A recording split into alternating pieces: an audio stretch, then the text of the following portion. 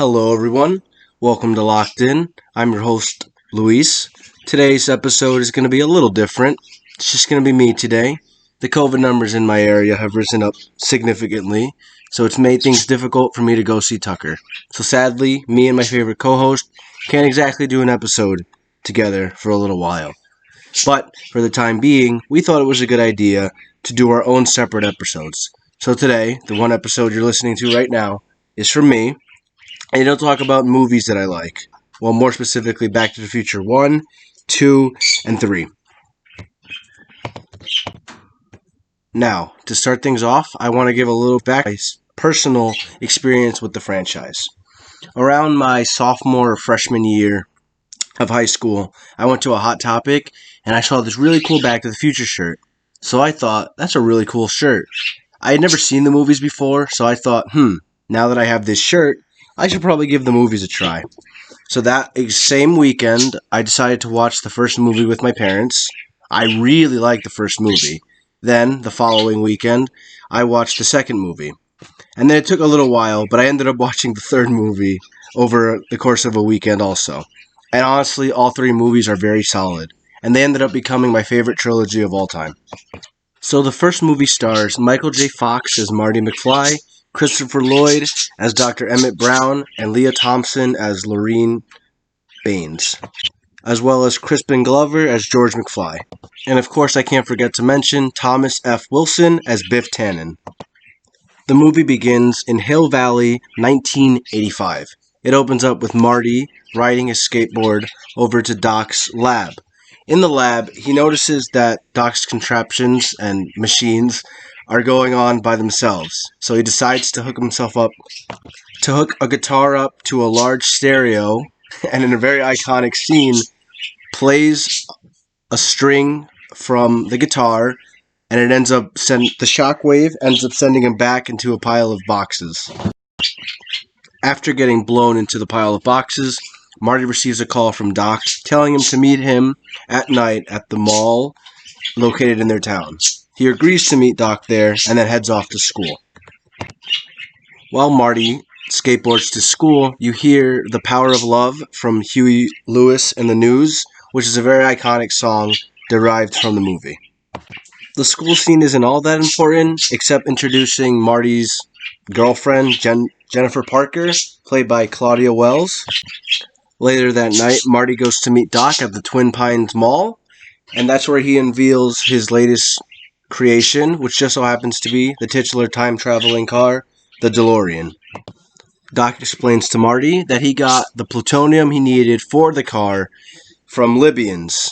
Actually, he stole them, and that comes back to bite him in the butt when a group of them find him and Marty at the mall, and they begin shooting at him.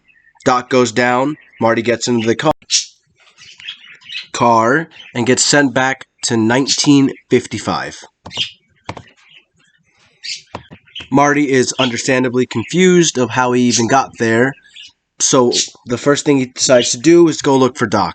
He finds Doc and explains to him that he's from the future, and it's quite unbelievable to Doc, even mocking Marty whenever he tells him things that are from the future.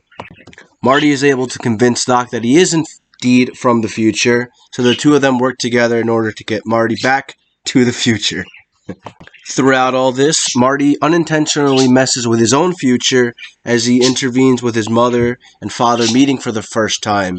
And instead of Marty's father getting run over by Marty's grandpa's car, it ended up being Marty himself altering the future so he doesn't end up existing. So he has to get his parents back together so he and his siblings are born in the future once again. Marty's able to reunite his parents at their school dance, but accidentally injures one of the performers at the dance, so he must take over, leading to a very nice musical number depicting the song Earth Angel. While at the dance, Doc is at the town in 1985. He notices quite a lot of changes from the last time he was there. Biff is now a car washer for him and his family. His father's a successful writer, and their family is much, much better off than they were before. After seeing all the changes to him and his family, Marty reunites with his girlfriend Jennifer, and while they're sitting, they see Doc pull up in the DeLorean from the future, apparently, saying that there's something wrong with his kids, and that they have to go to the future to stop a very bad event from occurring.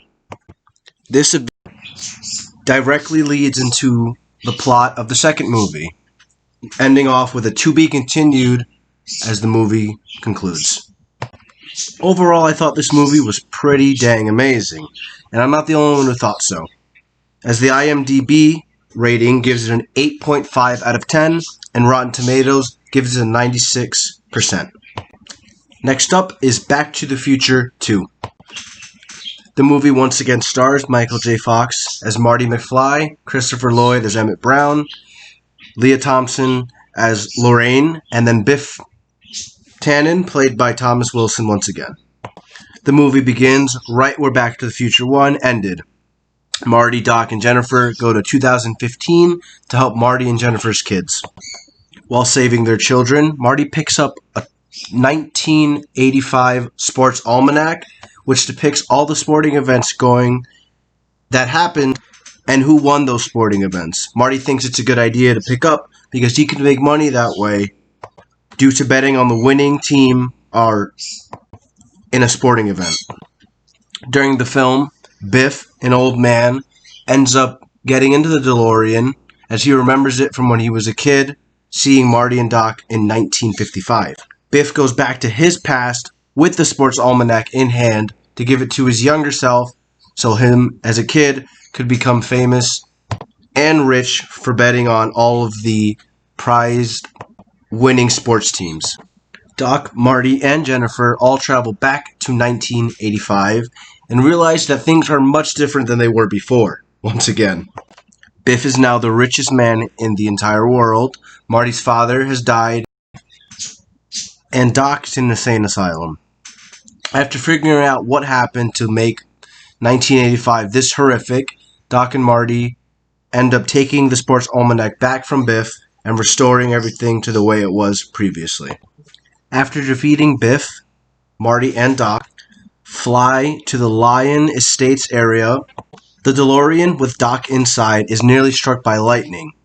It ends up hitting a tree instead, but a second bolt of lightning hits the DeLorean and sends Doc to an unknown area that is later found out to be the Old West, about 70 years ago, when Marty receives a letter from a man in a suit that's from the Western Union saying that Doc is alive, but that he is in the Old West.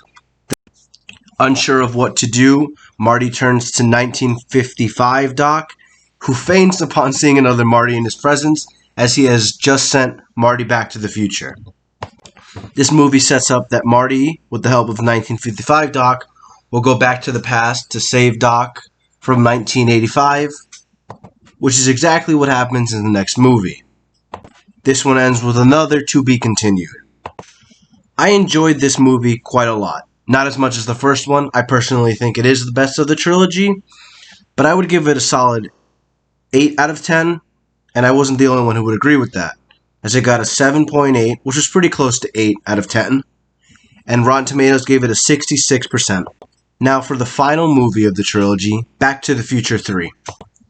This movie once again stars Michael J. Fox as Marty, Christopher Lloyd as Doc, but a newcomer, Mary Steenburgen as Clara Clayton, who ends up being a love interest for Doc. Thomas F. Wilson returns, and Leah Thompson as well, but as Western versions of their modern ancestors. The movie picks up right where the last one left off, with Marty stuck in 1955 after watching the DeLorean vanish after being struck by lightning. He turns to the younger version of Doc in a hopeful attempt that he can fix the DeLorean in 1885.